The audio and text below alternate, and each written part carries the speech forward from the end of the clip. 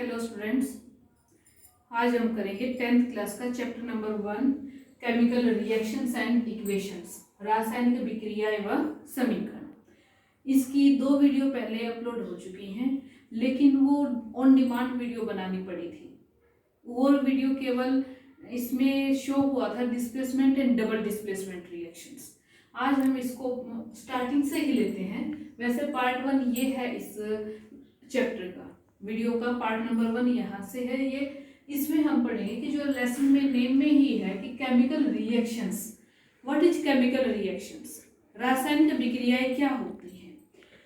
तो इसकी सिंपल सी डेफिनेशन है, ये आप 9th क्लास में chapter number 3 atom and molecule में भी स्टडी करके आए हो कि जब भी कोई 2 एटम्स आपस में मिलते हैं, उनको हम मिलाते हैं आपस में, तो उनके जो बॉन्ड हैं, चाहे वो कोवलेंट बॉन्ड हो या आयनिक बॉन्ड हो, जो उनके बॉन्ड हैं वो आपस में टूटते और बनते रहते हैं, जिससे एक नया सब्सटेंस हमारे पास आता है due to breakage and fusion of bonding together.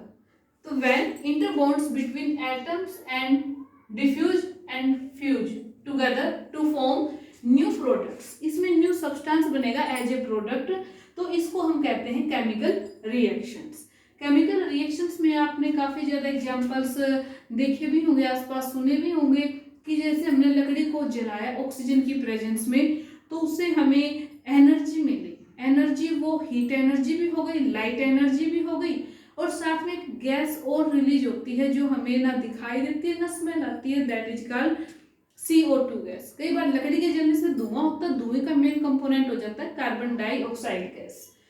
तो काफी सारे एग्जांपल से, तो सिंपल से एग्जांपल लिया है हमने यहाँ पर। इस एग्जांपल हम इसके टाइप्स के साथ साथ स्टडी करते जाएंगे।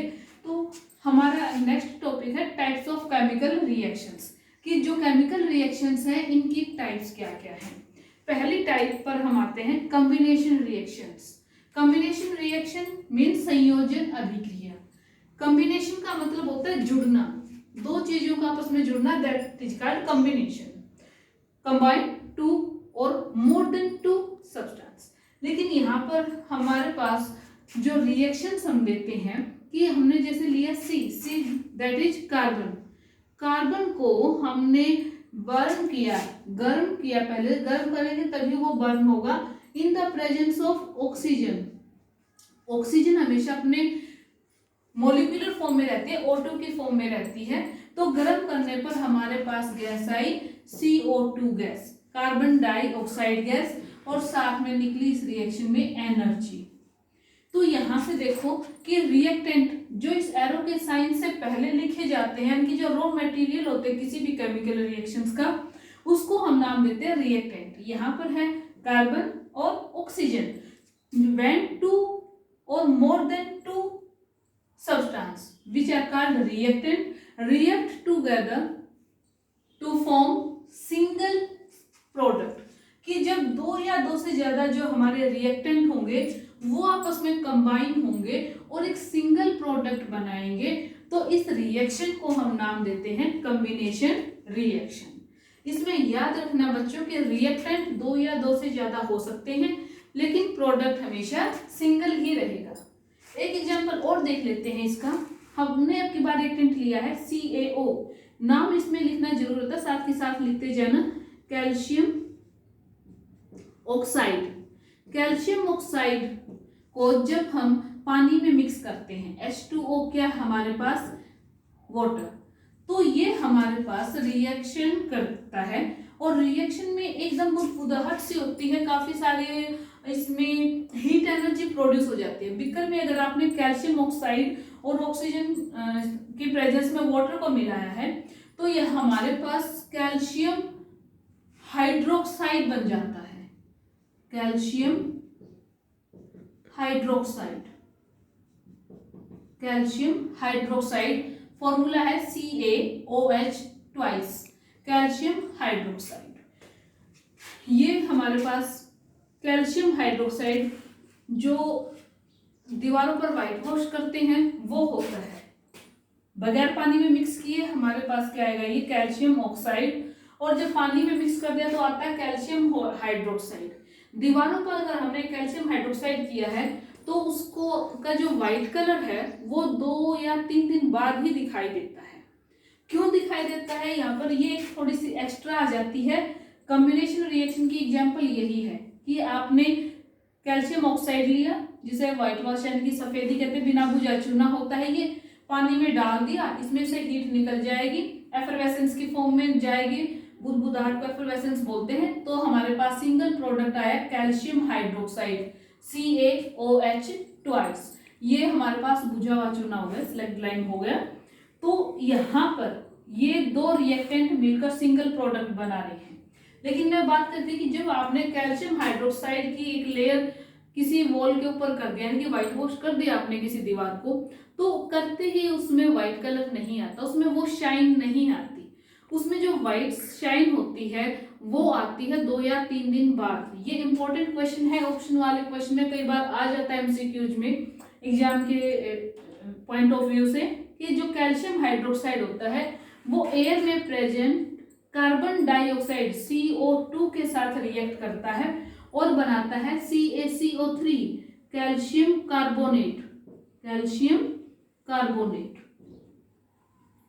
और साथ में वाटर वेपर्स होते हैं। इसमें कोई भी जब आप रिएक्शन लिखते हो तो ये एक्वस की फॉर्म में होगा, पानी में घुला हुआ कार्बन डाइऑक्साइड गैस, ये हमारा सॉलिड होगा और ये हमारा गैसेस फॉर्म में जाएगा एज ए वेपर।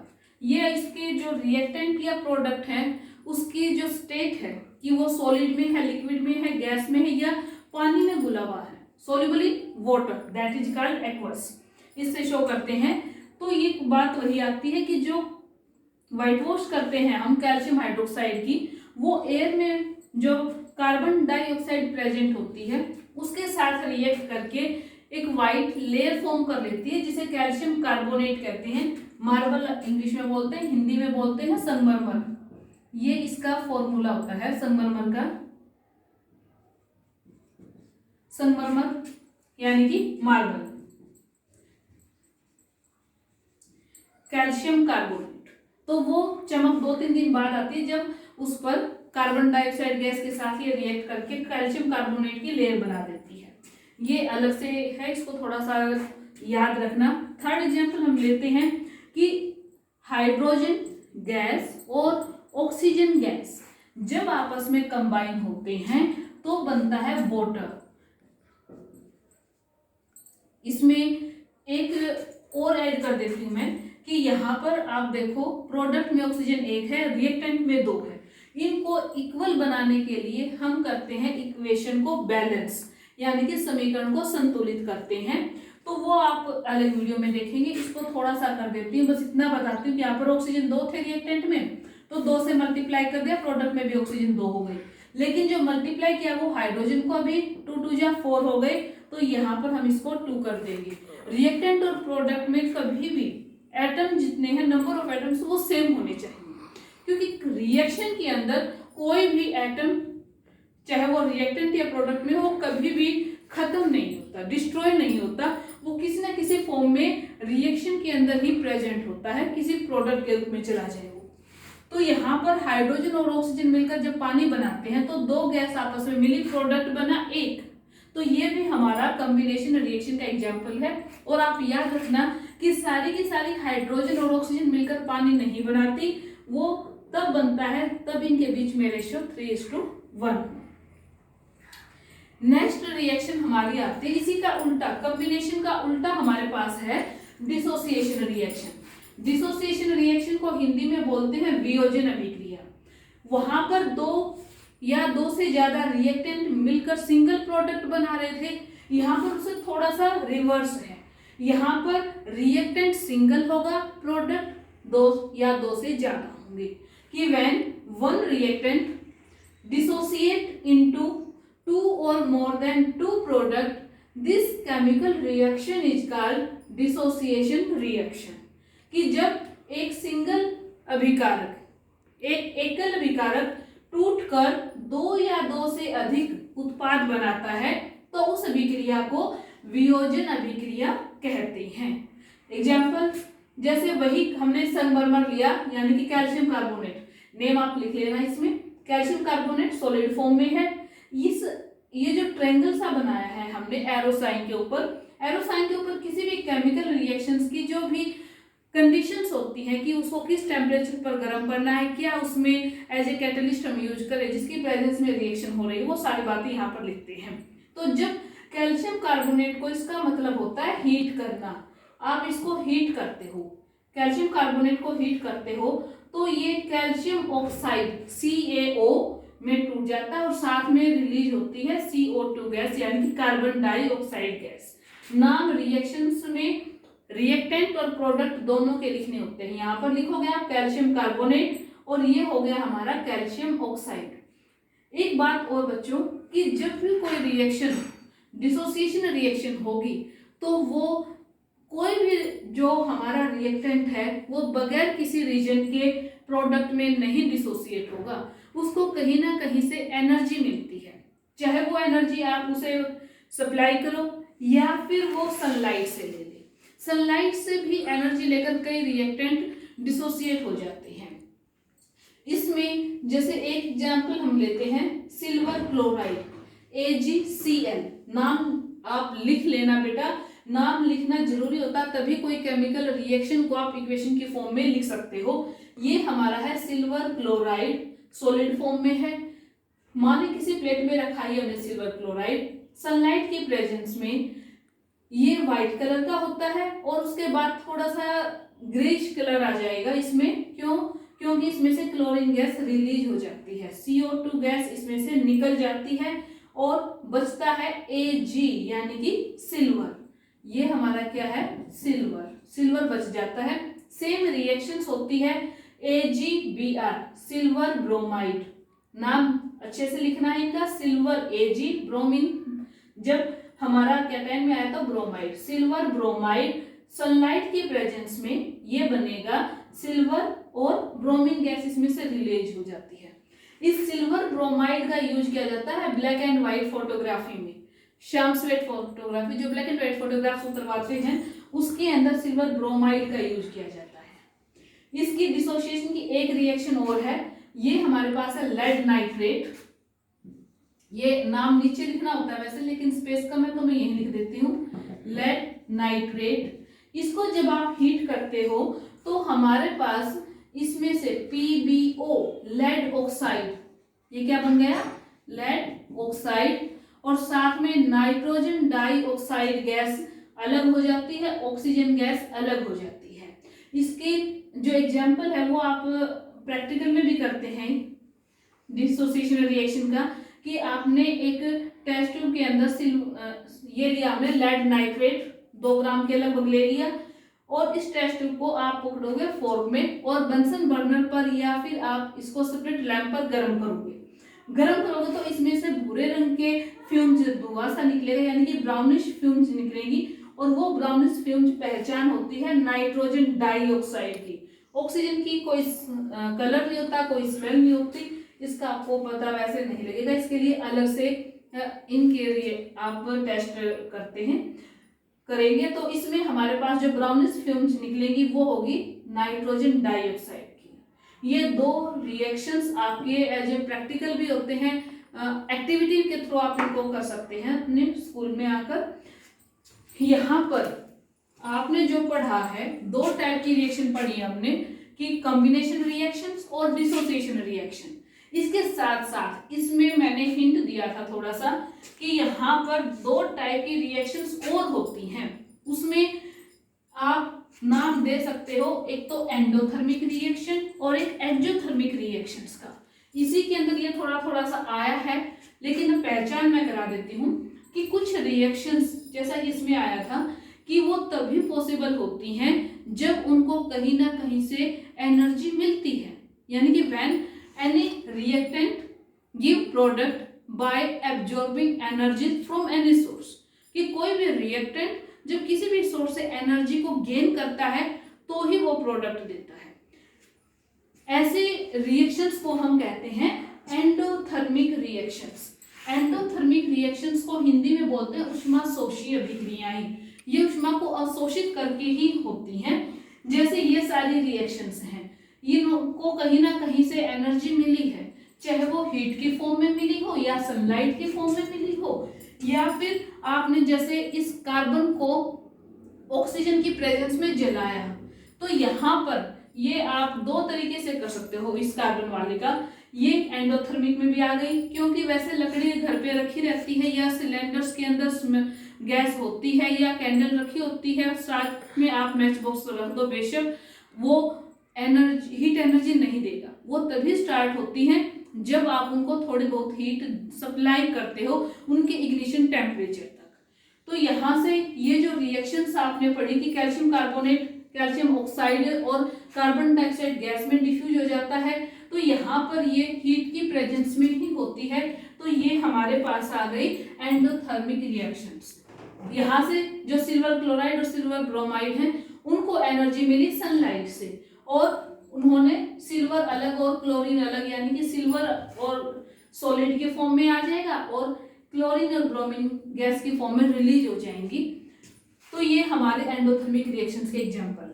आगे जो हमारी इसमें फोर्थ टाइप्स आते हैं वो है एक्सोथर्मिक रिएक्शंस, यानी कि ऊष्माक्षेपी विक्रियाएं। यानी ये विक्रियाएं ऐसी होती हैं जिसमें से एनर्जी रिलीज होती है, उस एनर्जी वो हीट एनर्जी के फॉर्म में रिलीज होती है, यानी कि ऊष्मा इसमें बाहर निकलती है। तो ये हमारे हैं एक्सोथर्मिक रिएक्शंस। एक्सोथर्मिक रिएक्शंस में हमने हमारे जो स्टोमक के अंदर डाइजेशन सिस्टम होता है वो भी हमारा एक्सोथर्मिक रिएक्शंस का एग्जाम्पल है, क्योंकि हमने जो खाना खाया उसमें क्या होता है, कार्बोहाइड्रेट जब डिफ्यूज होता है तो क्या बनता है, ग्लूकोज। ग्लूकोज का फॉर्मूला क्या होता है बच्चों, ये ध्यान रखना, C6H12O6, ये हमारा है ग्लूकोज। जो सांस के जरिए हम ऑक्सीजन भेजते हैं अंदर, तो वो हमारे सेल के माइटोकॉन्ड्रिया में जाते हैं, वहां पर ग्लूकोज का डिफ्यूजन होता है। ग्लूकोज जब टूटेगा तो क्या बनाएगा, कार्बन डाइऑक्साइड गैस, साथ में वाटर वेपर्स, और हमें काम करने के लिए हमारे डे टू डे लाइफ की हमें देगा एनर्जी। इस रिएक्शंस में एनर्जी रिलीज होती है। इस रिएक्शन में एनर्जी रिलीज होने से ये रिएक्शन एक्सोथर्मिक रिएक्शन की कैटेगरी में जाता है। साथ में आपने एक एक्टिविटी आप और ऐड कर सकते हैं कि जैसे कोई भी सब्जी फल फ्रूट के जो छिलके वेस्ट होता है हमारे किचन का, या फिर कोई भी लकड़ी के है पेड़ पौधे हैं उनकी टहनियाँ वगैरह हैं, उनको आप मिट्टी में दबा देते हो, तो कुछ टाइम के बाद वो जो पत्तियां हैं या जो वेस्ट है किचन का वो डिकम्पोज हो जाता है, और उस डिकम्पोज रिएक्शन के अंदर भी उस वहाँ की जो मिट्टी है वहाँ का जो टेम्परेचर वो इंक्रीज हो जाएगा। वो इंक्रीज कैसे हुआ, क्योंकि जैसे ही इनका डिकम्पोजिशन हुआ वहाँ पर एनर्जी प्रोड्यूस हुई, और वो एनर्जी प्रोड्यूस हुई हमारी रिएक्शन की टाइप एक्सोथर्मिक रिएक्शंस के कारण। तो जो डिकम्पोजिशन ऑफ वेस्ट मटेरियल है वो भी हमारा इस एक्सोथर्मिक रिएक्शन के अंडर ही आता है। इसका एक एग्जांपल और ले लेते हैं हम, जैसे हमारे घरों में हमने एलपीजी गैस होती है, या फिर जो बायोगैस प्लांट जिन्होंने लगवा रखा है वहां पर बायोगैस यूज करते हैं किचन में। तो बायोगैस का मेन कंपोनेंट होता है मीथेन, और एलपीजी का मेन कंपोनेंट होता है ब्यूटेन। साथ में जो नेचुरल गैस है, प्राकृतिक गैस है, उसके अंदर भी होता है मीथेन। तो मीथेन को जब ऑक्सीजन की सप्लाई में बर्न किया जाता है तो वहां से कार्बन डाइऑक्साइड गैस रिलीज होती है, साथ में वाटर वेपर्स रिलीज होते हैं, और साथ में एनर्जी निकलती है। तो ये रिएक्शन हमारा आता है एक्सोथर्मिक रिएक्शन की टाइप में। इसके अलावा डिस्प्लेसमेंट और डबल डिस्प्लेसमेंट रिएक्शन के लिए अलग वीडियो आ चुकी है, वो भी types of reaction chemical reactions का ही एक पार्ट है। उसके लिए आप मेरी जो displacement and double displacement reaction वाली वीडियो है वो जरूर देखना। तो ओके बच्चों, नेक्स्ट वीडियो में हम रिडॉक्स रिएक्शन के बारे में स्टडी करेंगे और ये चैप्टर वहां पर फिनिश हो जाएगा।